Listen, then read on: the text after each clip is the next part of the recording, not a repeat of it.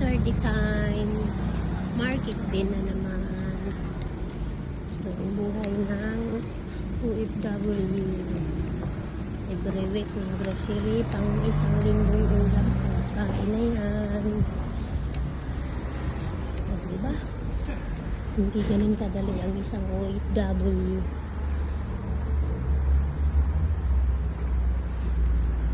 Malaki nga sahod, malaki ang expenses. Lahat bayad. Malaki ang tax. Malaki ang rent sa bahay. Mahal ang bilihin pagkain. Diba? Laban lang OFW. Kaya natin yan. Hanggat may buhay, may pag-asa.